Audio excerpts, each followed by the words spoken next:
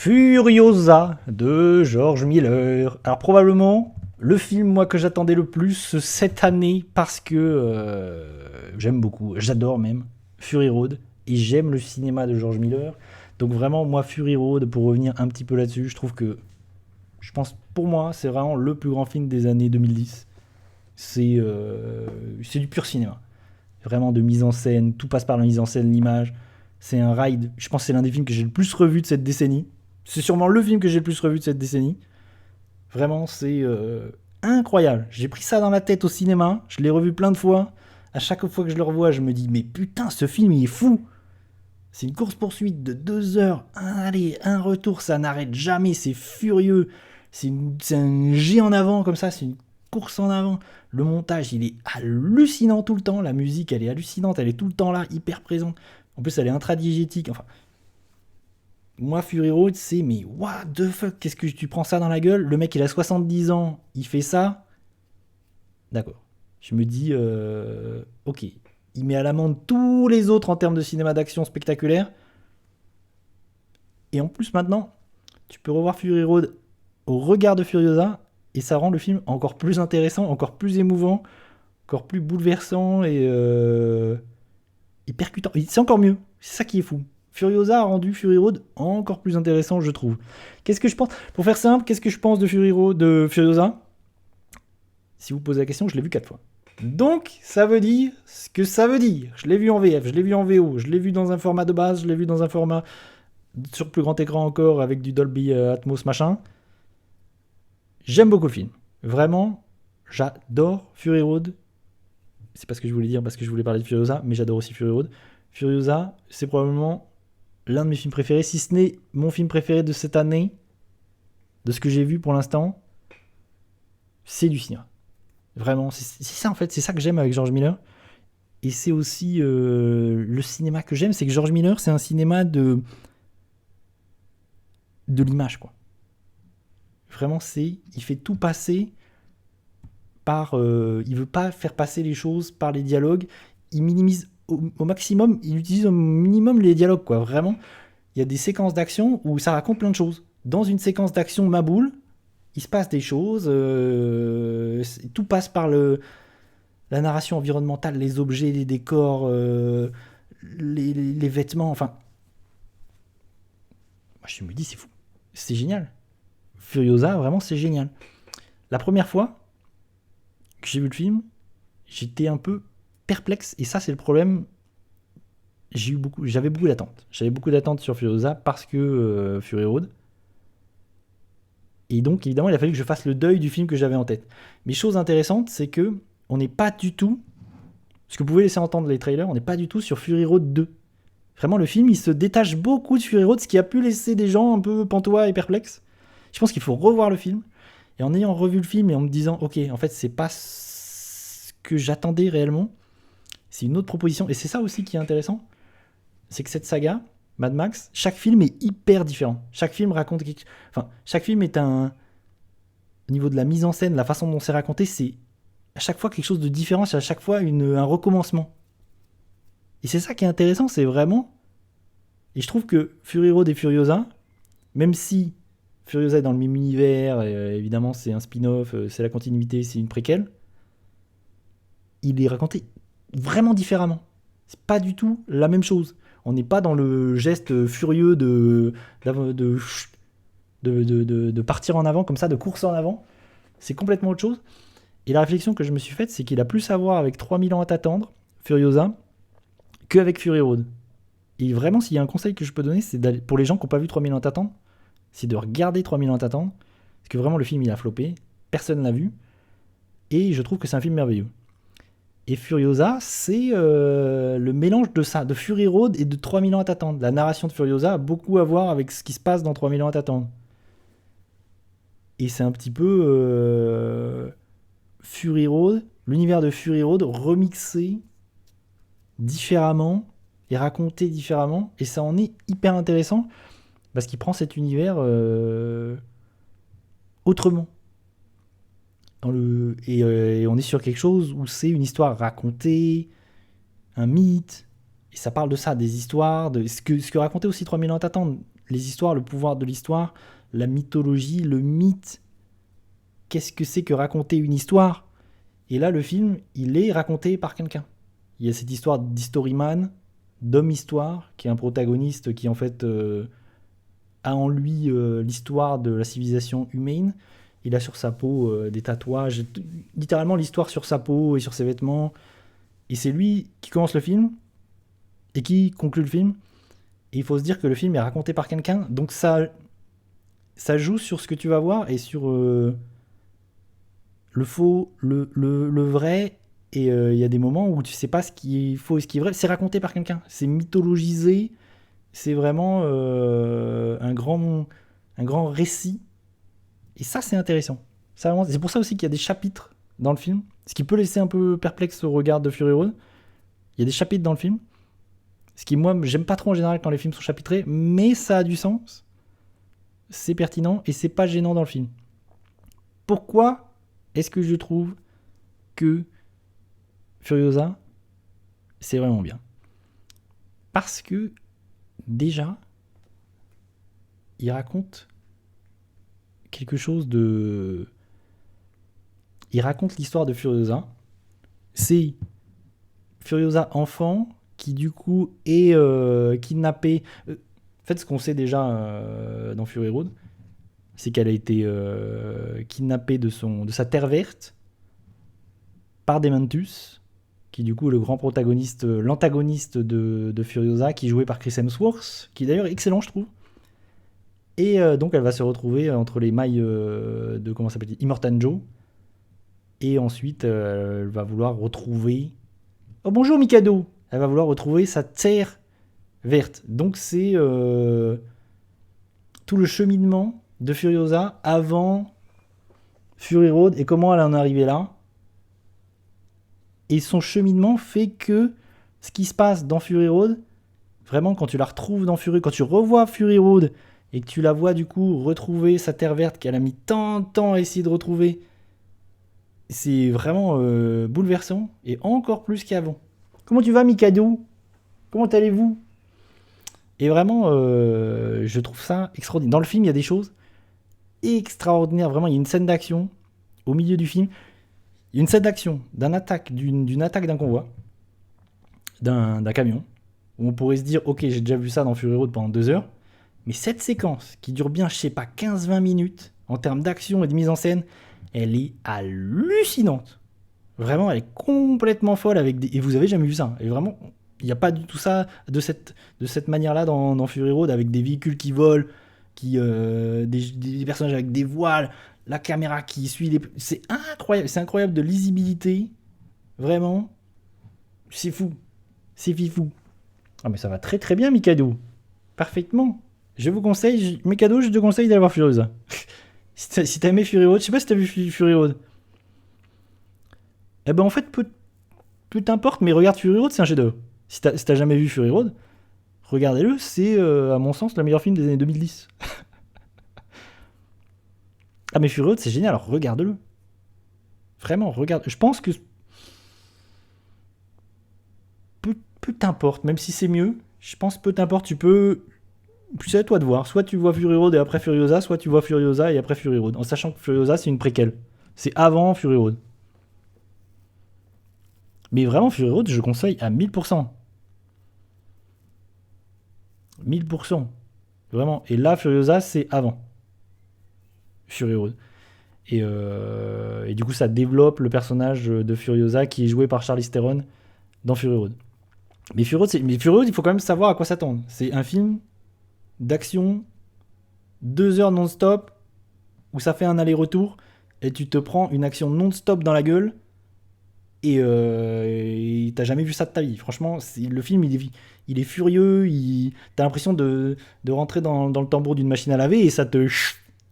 et tu sais pas ce qui se passe, quoi. Le film, il est hallucinant. Moi, Fury Road, je pense que c'est vraiment un film aussi qu'il fallait voir au cinéma. Et Furiosa, c'est pareil. Je pense qu'il faut le voir au cinéma. Je parlais des scènes d'action. Je trouve les scènes d'action extraordinaires. Encore une fois, je pense que depuis Fury Road, on n'avait pas vu film mieux mis en scène et mieux réalisé en termes de scènes d'action et de lisibilité et de folie, quoi. Je pense qu'on verra pas mieux cette année. en termes de spectaculaire, je pense que vous verrez pas mieux. Et c'est dommage. Je vois que Furiosa est en train de flopper. Je me dis c'est dommage, mais je suis pas étonné puisque Fury Road, il faut pas l'oublier, avait pas non plus été un carton stratosphérique. Aujourd'hui, il a gagné un statut culte avec le temps. Mais c'était sûr que ça allait pas faire des chiffres. En plus, 3000 ans t'attendre aussi du précédent film de George Miller a bidé. Donc je suis pas étonné. Moi je trouve ça hyper bien. Alors j'ai quelques quand même j'ai quelques regrets. Enfin il y a des choses intéressantes. C'est que déjà en termes de la musique par exemple, la musique c'est toujours Junkie XL et la musique de Fury Road elle est extraordinaire. Vraiment elle fait partie intégrante du film. Elle est là en permanence. Elle est assez géniale. Il y a des thèmes qui sont fantastiques. Et dans Furiosa, quand je disais que Furiosa il prend un petit peu il y a certains aspects où il prend contre-pied de Fury Road. La musique, elle est très, très, très, très. Là où elle est en permanence là, voire elle est presque assourdissante dans Fury Road, dans Furiosa, elle est très, très, très, très, très, très, très en retrait. C'est vraiment plus des. La musique d'ambiance, parfois elle est quasiment pas là. Et il y a un moment, notamment, il y a une scène d'action, j'en parlais, cette scène d'action au milieu du film, il y a quasiment pas de musique. Ce qui me fait dire qu'en fait, George Miller, à un moment donné, il s'est dit mais en fait, il n'y a même plus besoin de musique pour surligner l'émotion que doit vivre le spectateur, en fait. Pour surligner qu'est-ce que doit penser le spectateur. Il a tellement confiance dans ses images, dans sa mise en scène, qu'il se dit, pas forcément besoin de musique. La première fois, premier visionnage, ça m'a un peu chagriné parce que j'aime beaucoup la musique de Fury Road. Mais en ayant revu le film 3-4 fois, je me dis, c'est pas gênant et je comprends pourquoi. Parce que c'est pas Fury Road. C'est ça aussi qu'il faut vraiment avoir en tête en voyant Furiosa, c'est que c'est pas Fury Road, quoi. Et je pense qu'il y a beaucoup de gens qui voulaient revivre ce qu'ils ont vécu en voyant Fury Road, mais le film il prend vraiment une autre tangente et c'est d'autant plus intéressant. Une chose qui me chagrine un peu, c'est que le directeur de la photo est pas le même par rapport à Fury Road. Et je trouve que la photo elle est moins bien. Enfin, elle apporte autre chose. Elle raconte autre chose parce qu'on est plus face, littéralement, presque un film d'animation. Il y a quelque chose de cartoonesque. Mais je trouve que la photo, elle fait un peu caricature de ce qu'était Fury Road. Et ça, je trouve que c'est un petit peu dommage, mais c'est parce que le directeur photo est plus le même et qu'il a essayé de retrouver ce qui était Fury Road, mais j'ai l'impression qu'il caricature un peu ce qui est Fury Road. Et ça, je trouve ça un peu dommage, mais je trouve pas le film moche pour autant. Vraiment, et je trouve que le film... Ça, c'est anecdote intéressante. C'est que... que ce soit Fury Road et Furiosa, c'est quelque chose qu'il a développé en même temps. George Miller, il a mis beaucoup de temps à réaliser Fury Road. C'est un projet qui a pris beaucoup de temps. Et en fait, il a développé tout ça en même temps. Il n'a pas écrit Furiosa après Fury Road en essayant de recoller des morceaux. Il voulait réaliser Furiosa avant. Et Furiosa a été un temps un projet de film d'animation. Ça, c'est intéressant parce que ça aurait pu être un film d'animation japonais. Et je pense que George Miller, à un moment donné, il a voulu faire un truc de cross-média, comme ce qui avait été fait avec Matrix.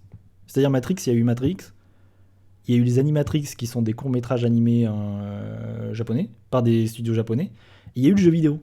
Tout ça a été réalisé en parallèle, et le jeu vidéo, c'est pareil, c'est canon, Enter the Matrix, et il y a des scènes qui sont réalisées par les Wachowski, qui sont dans Enter the Matrix. Bon, c'est pas un bon jeu. Mais mine de rien, c'est canon et ça apporte un plus. Et George Miller, il a voulu faire la même chose. Bon, le film d'animation n'a jamais eu lieu. Et le jeu existe. Et le jeu, c'est pareil, il aurait dû être canon. Parce que le jeu, il aurait dû raconter ce qui arrive à Max avant Fury Road. Bon, finalement, il l'a un peu renié. Il en a parlé en interview récemment. Le jeu, il l'a un peu renié. Et il le trouve pas dingue. Et moi aussi, je le trouve pas dingue d'ailleurs. Même si c'est sympathique. Et il aurait aimé que Kojima réalise un jeu Mad Max. Bref, et ça tu le ressens. En fait, ce que je voulais dire, c'est que ça aurait pu être un film d'animation, Furiosa. D'ailleurs, je suis un peu déçu que ça aurait été intéressant, que ce soit un film d'animation. En fait, s'il aurait été intéressant que cet univers Mad Max, en fait, il était intéressant de le donner à d'autres réalisateurs, que d'autres personnes s'en emparent pour faire comme Animatrix, en fait. Ça, je trouve que c'était vachement intéressant. Bon, je pense que ça arrivera pas parce que Mad Max c'est pas très bankable, manifestement. Mad Max, les gens n'ont un peu rien à foutre, manifestement, vu que le film est en train de bider. D'ailleurs, Mikado, si t'as envie de le voir, il faut y aller parce que je pense qu'il va pas rester longtemps à l'affiche. Je pense que la semaine prochaine, il y aura plus réellement beaucoup de séances parce que personne n'y va. Et c'est un peu triste. Ouais, Furiosa, il est en train de flopper. Donc, il va plus y avoir trop de séances. Donc, je pense que c'est le moment d'y aller. Il est possible qu'il soit plus à l'affiche bientôt, ce qui est vraiment dommage. Parce que vraiment, je considère vraiment que là, c'est l'un de mes films. Je pense que c'est l'un des meilleurs films que j'ai vu cette année. Non, mais là, tu vas cette semaine, t'as le temps. Mais check quand même les séances. Parce que je sais pas s'il y aura beaucoup de séances. La semaine prochaine, je sais pas s'il y aura beaucoup de séances. Et qu'est-ce que je disais du coup? Oui, du coup, il y a vraiment un truc d'animation qui se ressent encore dans le projet final de Furiosa où vraiment t'as parfois l'impression que c'est littéralement un film d'animation. Il y a cette ampleur, il y a cette envie de faire des choses un peu dingues où t'as des images où c'est presque de l'animation à un moment donné. Et c'est très cartoon. Il y a un truc, j'en ai parlé sur le stream, c'est que il y a une note d'intention, enfin, il y a un truc que je prends comme une note d'intention au début du film où il y a un protagoniste à moto qui se fait shooter. Et la façon dont le protagoniste va chuter, on va le revoir dans un plan où en fait il est littéralement planté tête en bas dans le sol et on voit juste ses pieds ressortir du sable comme s'il était dans un cartoon, comme si c'était Bugs Bunny, comme si c'était un Looney Tunes. Et ça pour moi c'est un peu une note d'attention de dire il y a vraiment un aspect cartoon dans le film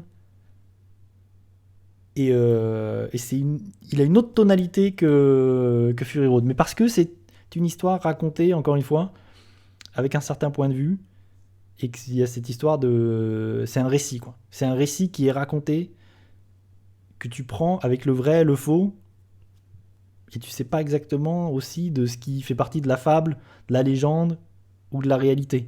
Et à la fin, il y a littéralement un protagoniste, enfin le protagoniste qui raconte l'histoire, qui raconte ça aurait pu être ça, ça aurait pu être ça. Finalement, j'ai entendu dire de la bouche de Furiosa que c'est ça. Mais il faut croire le narrateur. Et qu'est-ce que j'ai... C'est aussi chose intéressante, c'est que la monteuse, qui est la femme de George Miller, Margaret Sixel, c'est toujours elle qui monte le film. C'était elle sur Fury Road, c'est elle aussi sur Furiosa, et je trouve qu'elle fait un travail, moi, extraordinaire. Franchement, je pense que si Fury Road est aussi bien, c'est aussi parce que le montage, parce que le travail de Margaret Sixel, vraiment, et c'est le cas aussi dans Furiosa, je trouve que le montage, il est top. Et elle fait un travail extraordinaire. Vraiment, Fury Road, je pense que c'est 50% du montage aussi. Parce que le film, il est, au niveau de son montage, hallucinant.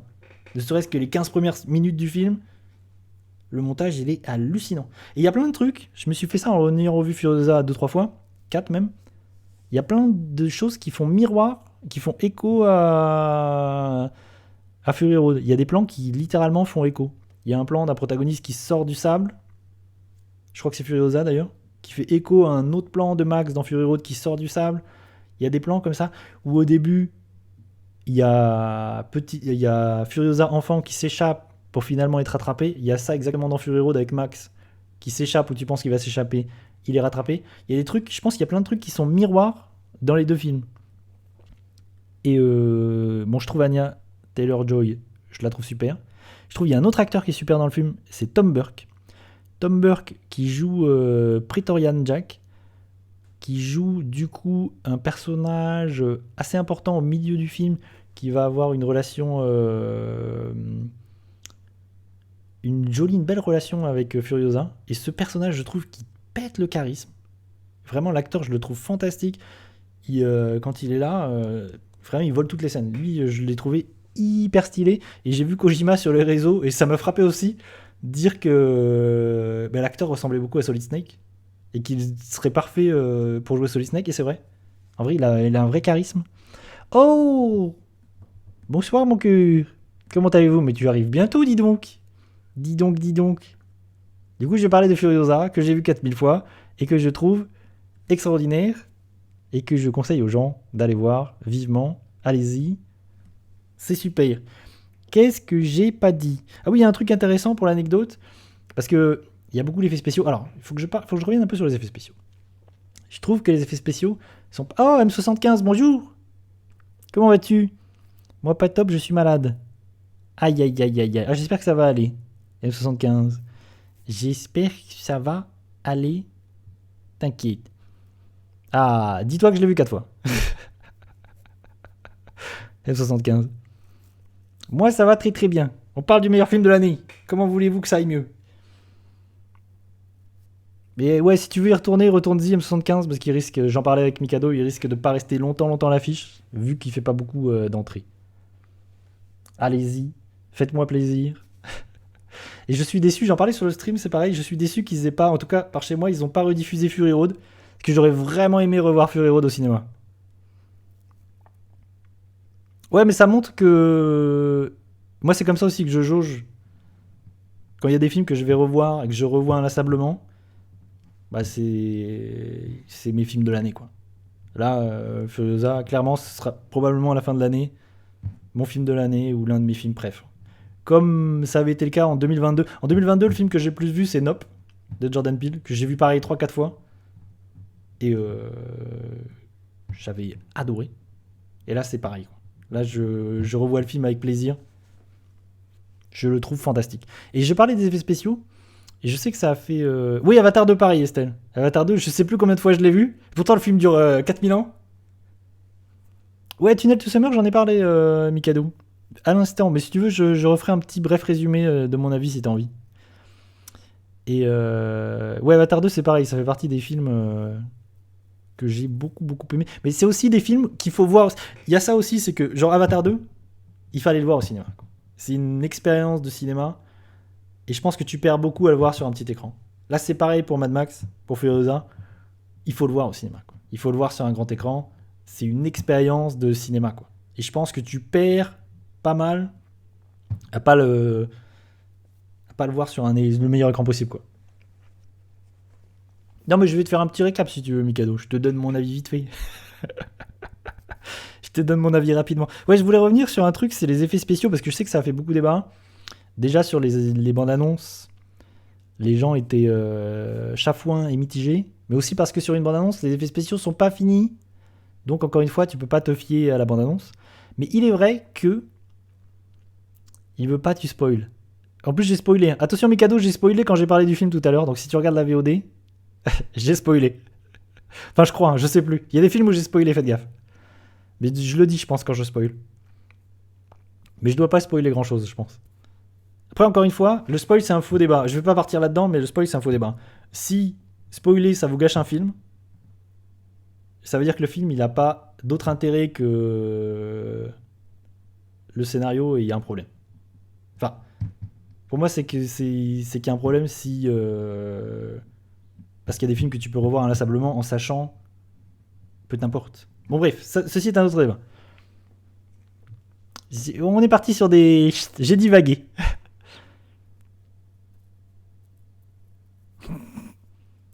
Mais donc, je disais quoi? Ah oui, les effets spéciaux. Parce qu'effectivement, il y a des effets spéciaux un peu hasardeux, je trouve, dans Furiosa. Notamment, ça c'est un truc qui, moi, m'a marqué tout de suite et m'a un peu choqué, c'est qu'il y a des doublures numériques très voyantes. Dès le début, pour ceux qui verront le film, il y a un protagoniste qui va monter sur un cheval, c'est une doublure numérique, et c'est au milieu plein cadre. Et c'est très tôt dans le film, et ça m'a un petit peu choqué. Et il y en a tout le temps dans le film, des doublures numériques un peu ratées, enfin, qui se voient, quoi. Tu vois que c'est des doublures numériques, et c'est pas dingue. Mais en définitive, en ayant revu le film, oui, il y a des effets spéciaux qui sont pas folichons, qui sont parfois un peu ratés, mais c'est pas très grave. Franchement, je me dis, c'est pas très grave. Il y a des fonds verts, il y a des trucs pas forcément hyper réussis, mais c'est pas très grave au regard de tous les points positifs. Je trouve qu'en fait, tout ce qui est bien dans le film pèse plus lourd que les petits défauts qu'on pourrait y voir. Vraiment, je trouve que c'est pas... Et en plus, je pense qu'il y a des gens qui vont le voir. Par exemple, moi, tout de suite, ça m'a sauté à la gueule, les doublures numériques, mais je pense qu'il y a des gens qui le voient pas du tout. Je pense que 80% des spectateurs vont pas le voir, et ils vont s'en foutre, et c'est pas très grave. Mais et c'est déjà le cas dans Fury Road, je trouve. Dans Fury Road, c'est pareil, je trouve, il y a des plans qui sont de fond vert qui sont pas ouf. Et ça depuis le début. Mais c'est pas très, ils sont pas très gênants. Franchement, ces plans à effets spéciaux, ils sont pas très gênants. Par contre, il y a un truc à noter, c'est qu'il y a vachement plus d'effets spéciaux dans Furiosa que dans Fury Road, c'est une certitude. Mais il faut pas oublier, parce que Fury Road, il y a toute une légende, enfin, il y a tout un truc qui voudrait que il n'y ait pas d'effets spéciaux, ce soit que des... Tout ait été fait sur le tournage, les cascades, les machins, les trucs. Oui, il y a énormément de cascades qui sont faites en vrai avec des vrais véhicules, des cascadeurs, machin. Mais dans Fury Road, il y a aussi énormément d'effets spéciaux. Il y a aussi des fonds verts, beaucoup d'effets spéciaux. C'est juste que dans Fury Road, les effets spéciaux sont particulièrement bien utilisés pour que tu ne les vois pas, que tu te poses pas la question, et pour que tu aies l'impression que tout soit réel et que tu aies l'impression que vraiment il y a des cascadeurs qui sont morts, quoi. tellement c'est impressionnant. Mais il faut pas oublier qu'il y a beaucoup d'effets spéciaux aussi dans Fury Road. Je pense que parfois les gens l'oublient un petit peu. C'est comme Tom Cruise qui raconte tout le temps, qui fait de lui une légende en disant qu'il fait tous ses cascades et qu'il n'y a pas d'effets spéciaux. Bien sûr que si. Dans Mission Impossible, il y a énormément aussi d'effets spéciaux. C'est juste qu'on essaie de te faire croire que c'est un surhomme. Mais c'est pas vrai. Il va sortir. Oui, il va ressortir en version Black and Chrome, Furiosa. Il a dit qu'il avait cette version sous le coude. Bon, je sais pas si elle va sortir au cinéma parce que là le film n'a pas marché. Mais en tout cas, elle sortira sur les Blu-ray, les versions Blu-ray. Tu peux être sûr qu'on va avoir la version Black and Chrome. Comment ça veut dire quoi? Ah, ça veut dire en noir et blanc. En fait, il y a une version noir et blanc de Fury Road. Et il l'a appelé Black and Chrome en référence au film, en fait. Et parce que, en fait, ce qui est intéressant avec Fury Road, et ça, c'est George Miller qui l'explique aussi, c'est que Fury Road, tu peux couper le son et regarder le film et comprendre ce qui se passe, tellement, en fait, il fait tout passer par l'image et la mise en scène. Et en fait, il est beaucoup influencé par le cinéma muet et le cinéma, du coup, en noir et blanc. Et ça a du sens d'avoir sorti des versions en noir et blanc pour la référence. Et parce qu'en fait, son cinéma, c'est presque du cinéma muet, quoi. C'est presque du cinéma de cette époque-là. Et moi, j'aime ce cinéma qui a pas besoin de dialogue, qui a pas besoin d'explication, enfin, qui a pas besoin tout le temps de balancer, de papoter pendant des heures, mais qui raconte quand même une histoire parce que il a confiance dans le spectateur. Le spectateur va comprendre et il a confiance en sa mise en scène, quoi. Ouais, en fait, il a du maquillage, mais il est très bien, Chris Hemsworth. Vraiment, il a une prothèse sur le visage, sur le nez. Il a une prothèse nasale. Et j'en ai pas parlé, mais Dementus, je trouve que c'est un super personnage. C'est un super antagoniste qui pourrait être une version un peu qui est partie dans le mauvais sens de Max, parce que tu sens qu'il a le même trauma que Max, mais qu'il est parti en couille. Et il y a tout cet aspect un peu en fait, c'est un personnage un peu chaotique qui arrive dans ce monde et qui apporte son chaos et il veut faire de la politique. Et en fait, il est vraiment intéressant. Ce personnage de Dementus est vraiment intéressant. J'ai adoré la trouvaille idée sur la partie arrière du camion avec les chaînes. Ouais, non mais cette scène, vraiment, plus j'ai revu le film, cette scène au milieu du film, franchement, elle est extraordinaire. Cette attaque du camion, avec toutes les idées visuelles, les motos qui s'envolent, les mecs avec des voiles dans le dos. Il y a un mec, il a une hélice dans le dos. Mais j'étais halluciné. Vraiment, cette machine derrière le camion, qui du coup tourne à un moment donné, avec des boules et tout, tu te dis, mais ouais, qu'est-ce qui se passe? Et cette scène, elle est hyper longue. Et elle est hyper intéressante aussi parce que il y a une histoire dans cette scène. C'est que c'est une scène d'action folle, et c'est aussi le premier moment où Furiosa rencontre un personnage, et c'est la rencontre de ces deux protagonistes dans une scène d'action complètement maboule, où il n'y a pas de dialogue, rien, mais il y a cette rencontre qui se joue, il y a plein de choses qui se passent, enfin c'est hallucinant. Vraiment, cette scène, elle est complètement folle. Je pense que c'est l'un des meilleurs moments du film, et aussi ce que je préfère dans le film, c'est le début. Et vraiment, le tout début, il y a une course-poursuite au début, où on voit Furiosa se faire kidnapper, et il y a sa mère qui va poursuivre les kidnappeurs dans le désert avec quelques motos pour essayer de la récupérer. Elle s'enfuit, elle se fait rattraper. Franchement, cette séquence du début là, je la trouve extraordinaire aussi. Elle est super. Je pense que c'est aussi l'un des meilleurs moments du film. C'est vraiment ce début du film là où je trouve vraiment ça démarre de manière impactante. Qu'est-ce que j'ai pas dit? Bon, je pense que j'ai dit à peu près ce que j'avais envie de dire. Moi, je trouve le film extraordinaire. Vraiment, je trouve ça super bien. Je conseille aux gens d'aller le voir, d'aller le revoir, de regarder Fury Road. Ça a rendu... Alors, en définitive, moi je trouve que Fury Road est toujours un cran au-dessus, mais parce que j'aime énormément Fury Road. Et que je l'ai vu aussi 1 million de fois. Donc il y a un truc qui... Peut-être qu'avec le temps, Furiosa, je vais aussi apprécier à l'aimer encore d'autant plus. Mais je trouve que Fury Road, quoi qu'il arrive, il est au-dessus. Mais Fury Road, c'est vraiment une sorte d'anomalie. C'est une sorte de... Qu'est-ce que ça raconte?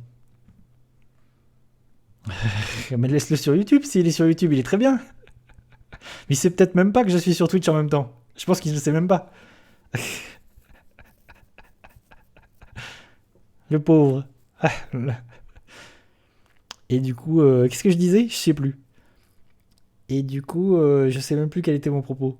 Bon, peu importe. Bref, finalement, Fury Road c'est bien. Regardez Fury Road, regardez Furiosa.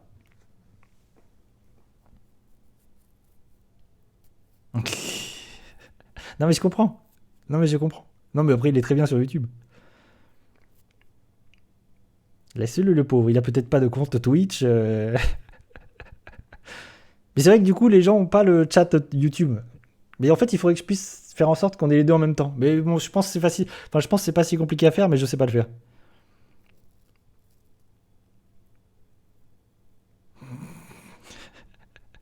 M75 il est tout seul.